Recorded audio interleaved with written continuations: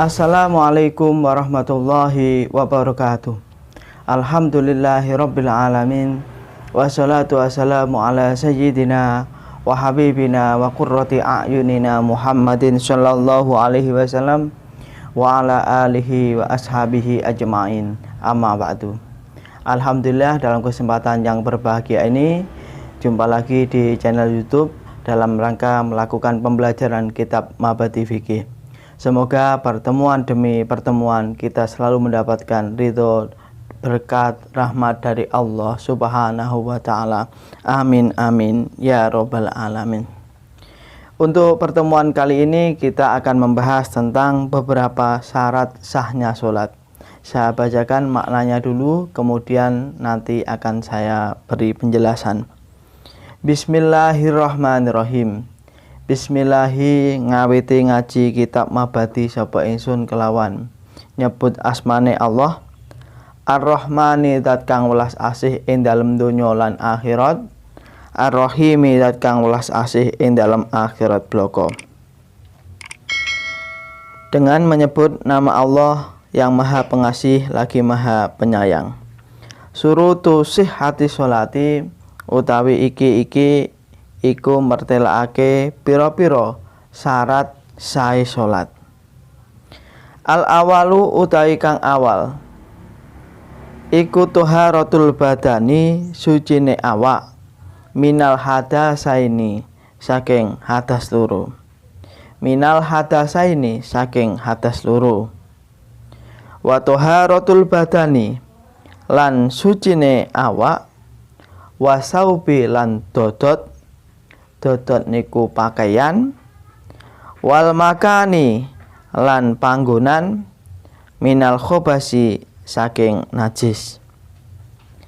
Dalile liqaulihi sallallahu alaihi wasallam, krana dawuhe Kanjeng Nabi Muhammad sallallahu alaihi wasallam.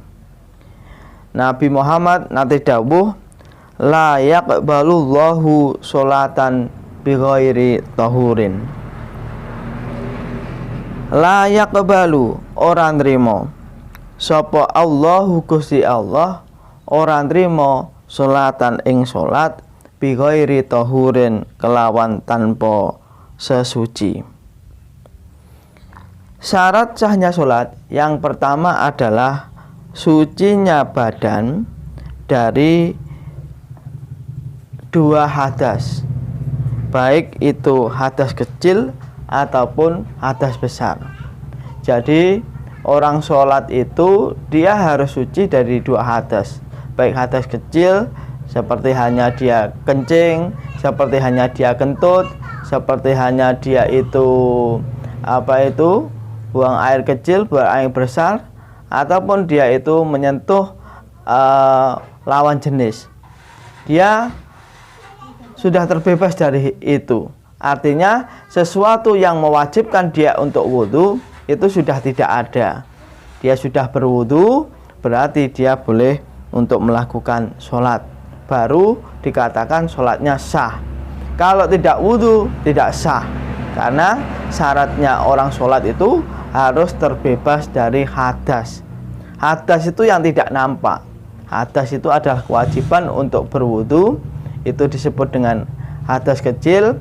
Ada lagi kewajiban untuk melakukan mandi besar, itu disebut dengan hadas besar. Lah, hadas besar itu seperti hanya seseorang yang junub. Misalkan setelah dia melakukan jima, dia berkewajiban untuk melakukan mandi, atau setelah ia keluar sperma juga mewajibkan untuk melakukan mandi jinabat namanya. Atau kalau perempuan semisal dia setelah haidnya itu berhenti ataupun nifasnya berhenti, itu baginya ada kewajiban untuk melakukan mandi. Itu disebut dengan hadas besar. Kalau dia belum melakukan mandi berarti dia masih hadas besar. Kemudian kalau setelah mandi berarti hadas besarnya menjadi hilang. Kewajiban tadi, dia kalau mau melakukan sholat harus terbebas dari hadas kecil ataupun hadas besar.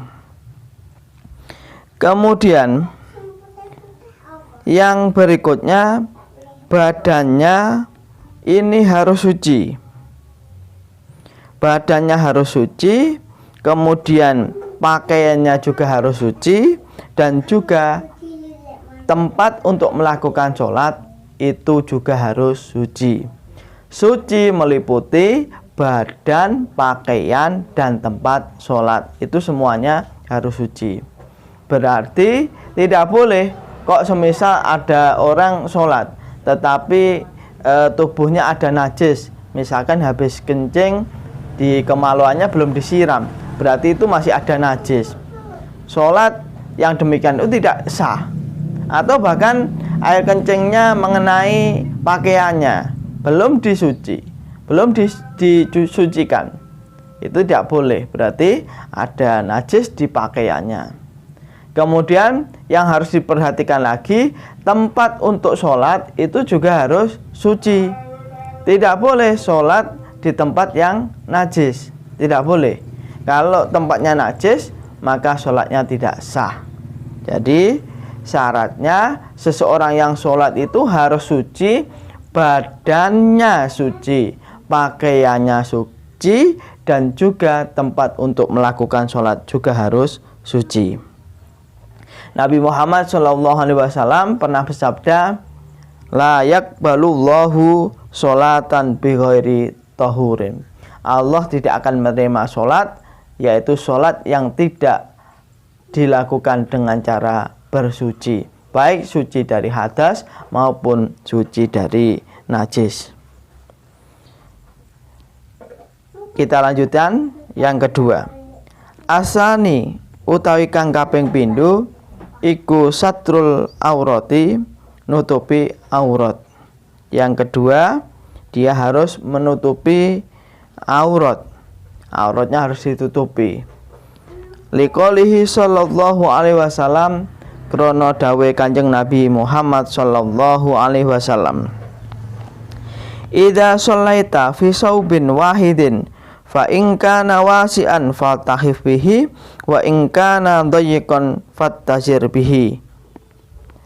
Nabi Muhammad sallallahu alaihi wasallam nate dawuh, idza shallaita, ing dalem ari kalane salat sapa sira, yen awakmu kuwi nglakoni salat fi saubin ing dalem dodot niku pakaian wahidin kang siji, jumlahe pakaian niku siji, awakmu arep salat enek pakaian rupa kain jumlahe siji, maka fa in kana lamun ana apa saub pakaian niku wau, fa in kana mengkon lamun ana apa saub iku wasian kang ombo, pakaiane kuwi gedhi jumlahe tapi mekur siji, ya lek ngono fatahif mongko ngemulna sapa sira, fatahif mongko ngemulna sapa sira bihi kelawan saub.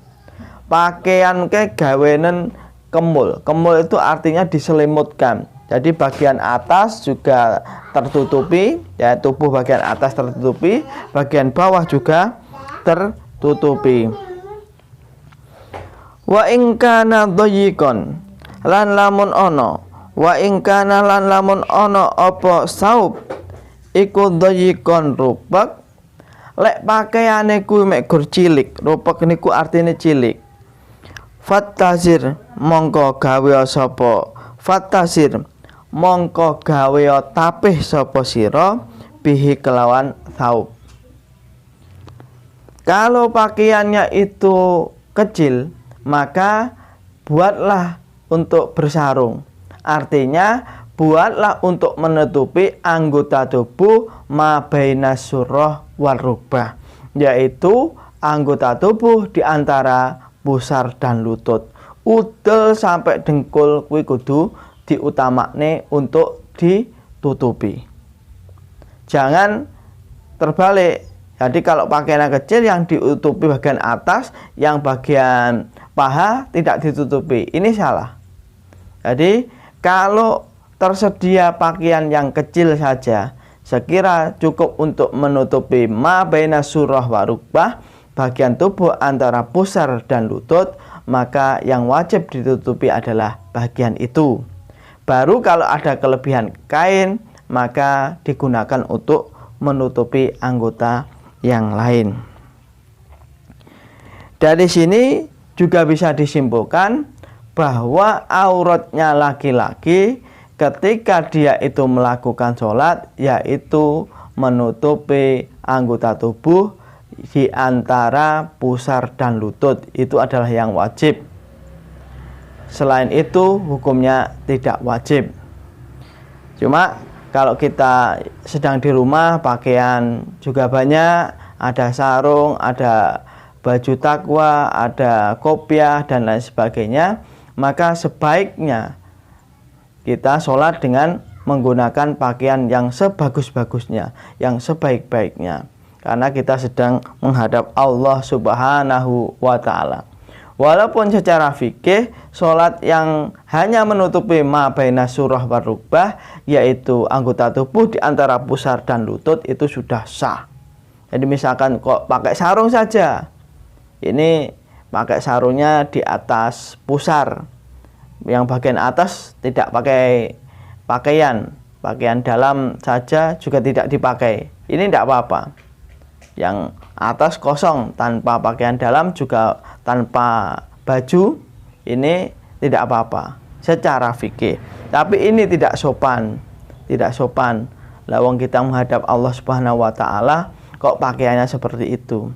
Kita berhadapan dengan pejabat, dengan orang lain pun, itu kita berusaha untuk memakai pakaian yang sopan, apalagi yang dihadapi adalah Allah Subhanahu wa Ta'ala. Kalau hanya melakukan yang seperti itu ya, yang menutupi pakaian, yang menutupi bagian yang wajib saja, itu berarti kesopanannya kurang. Adab kepada Allah Subhanahu wa Ta'ala sangat rendah. Wa qalihi sallallahu alaihi wasallam, lan dawe Kanjeng Nabi Muhammad sallallahu alaihi wasallam.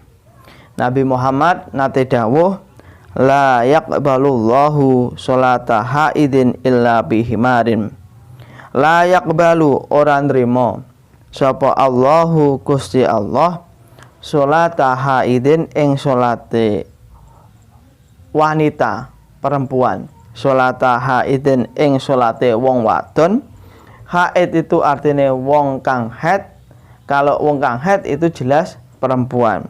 Ini maksudnya adalah khusus bagi perempuan, illa bihimarin, angin kejaba nutupi aurat. Auratnya perempuan ketika sholat itu adalah seluruh tubuhnya, kecuali adalah wajah dan kedua telapak tangan. Jadi semuanya harus ditutupi kecuali wajah dan kedua telapak tangan.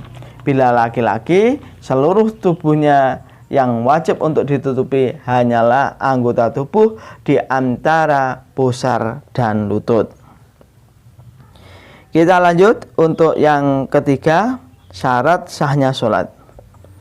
Asalisu utai kang kaping telu iku makrifatu duhulil wakti, ngawerwi manjinge waktu. Yang ketiga, dia itu harus mengetahui bahwa sholat itu telah masuk waktunya. Tidak boleh seseorang itu sholat dengan cara ngawur. Ngawur itu dia tidak melihat jam, dia itu hanya wudu kemudian langsung sholat tanpa melihat ini sudah masuk waktunya apa belum, duhur sudah masuk atau belum. Misalkan dia melakukan sholat ngasar masuk atau belum, ini dia tidak melihat.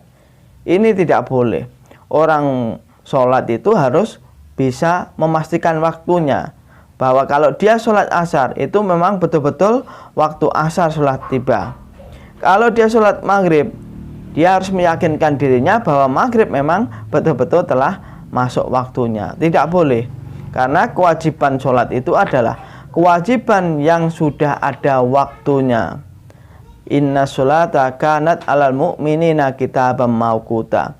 Sholat itu adalah kewajiban yang diberikan kepada manusia yang waktunya sudah ditentukan. Tidak boleh sholat seenaknya, yang zuhur dipindah ke ngasar, ngasar dipindah ke maghrib, atau dibalik ngisak dipindah ke asar, dipindah ke subuh, dan lain sebagainya. Itu tidak boleh. Waktunya ditentukan, namanya pun juga ditentukan, jumlah rakaatnya pun juga ditentukan. Intinya seorang yang melakukan sholat harus yakin bahwa sholat yang dilakukannya memang sudah masuk di waktunya sholat. Fa in jahilahu mongko lamun toh bodho sapa man ing duhulil wakti, dee ora aruh terkait dengan waktu, wajaba mongko wajib apa al ijtihadu nemen-nemeni. Lek dia ndak aruh, misalkan dia ndak tahu sekarang itu sudah masuk waktu zuhur atau belum, dia mau sholat zuhur tapi dia tidak tahu waktunya, dia harus mencari informasi. Betulkah sekarang itu sudah masuk waktu zuhur? Bisa tanya ke temannya, bisa lihat jam, bisa lihat jadwal waktu sholat, atau dengarkan adzan misalkan. Oh, kalau adzan sudah ada, itu pertanda waktu sholat sudah masuk. Kalau hanya ngawur saja, langsung sholat saja tanpa dia itu berusaha mencari kebenarannya, kebenaran waktu sholat tanpa ia upayakan, maka sholatnya tidak sah. Wattaharya lan tegese nemen-nemeni ngawari waktu sapa man. Ini kewajibannya dia untuk beristihad, meyakinkan dirinya bahwa waktu sholat telah tiba. Dalilnya adalah liqaulihi sallallahu alaihi wasallam, krana dawuhe Kanjeng Nabi Muhammad sallallahu alaihi wasallam, sallu as-sholata liwaktiha. Sallu padha salat sapa sira kabeh as-sholata ing salat liwaktiha ing dalem waktune salat. Kamu semuanya harus melakukan salat di dalam waktunya salat. Lah, untuk mengetahui kapan itu waktu sholat telah masuk, maka dia harus berupaya mencari informasi kebenaran waktu sholat, apakah betul-betul memang sudah masuk. Shollu sholata liwaktiha, sholatlah karena kamu semua mengetahui waktunya. Yang keempat, istiqbalul kiblat. Kewajiban yang lain selain yang disebutkan di atas, yang keempat dia harus menghadap kiblat. Saya bacakan maknanya dulu. Ar-rabi'u utawi kang kaping 4 iku istiqbalul kiblati madhep kiblat. Liqaulihi ta'ala, krana dawe Allah ta'ala, fawalli wajhaka syatral masjidil haram. Fawalli mongko ngengokno sapa sira, hadapkanlah wajhaka ing wajah sira, satrul masjidil haram ing arah-arahe masjidil haram, dan hadapkanlah wajah kamu semua ke arah masjidil haram. Wahai suma kuntum, lan ing dalem endi nggon ana sapa sira kabeh. Wahai suma kuntum, lan ing dalem endi nggon ana sapa sira kabeh. Fawallu mongko ngengokno sapa sira kabeh wujuhakum ing pira-pira wajah sira kabeh satrahu ing arah-arahe Masjidil Haram.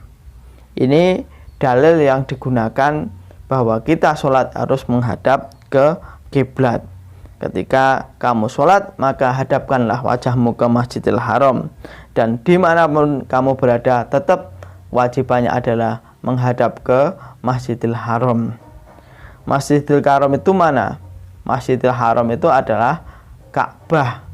Ka'bah berada di negara Arab Saudi, tepatnya di kota Makkah. Dulu umat Islam sebelum sholatnya menghadap ke Ka'bah yang disebut dengan Baitullah itu, dulu kiblatnya adalah ke Baitul Maqdis. Dulu kiblatnya ke Baitul Maqdis, kemudian para orang Yahudi, orang-orang Nasrani mengejek kepada orang Islam. Bagaimana tuh orang Islam itu?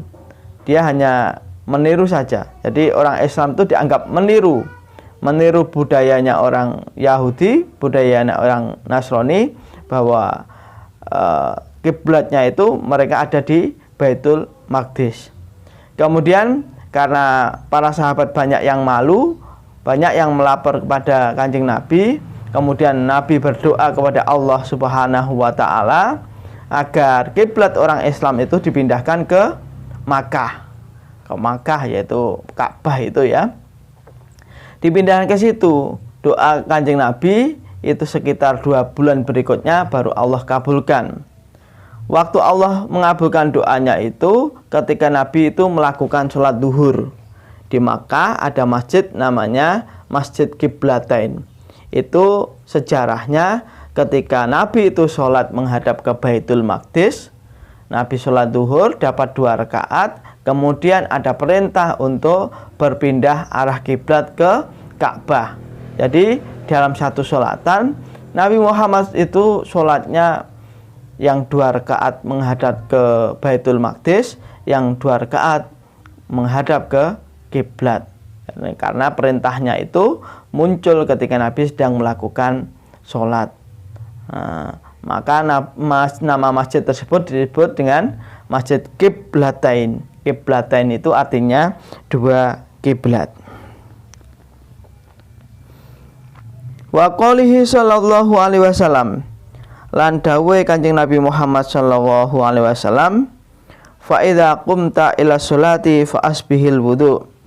Fa idza qumta lan ing dalem ari kalane wis ngadeg sapa sira ila sholati maring salat, fa asbi mongko nyampurnakno sapa sira al wudu'a ing wudu. Sumastakbil mongko nuli madhep sapa sira al kiblata ing kiblat, fakabbir mongko nuli takbir sapa sira. Orang sholat dia harus yang pertama bersuci, dia harus berwudu, kemudian setelah itu dia menghadap kiblat, baru dia membaca takbir. Artinya baru dia memulai sholatnya. Jadi sebelum dia itu memulai sholatnya, dia ada kewajiban dulu untuk bersuci dari hadas dan najis, kemudian juga ada kewajiban untuk menghadap kiblat. Demikian untuk materi kali ini. Semoga pertemuan kali ini menjadi ilmu yang barokah, manfaah fidini wa dunya wal akhirat. Ada kurang lebihnya mohon maaf. Wassalamualaikum warahmatullahi wabarakatuh.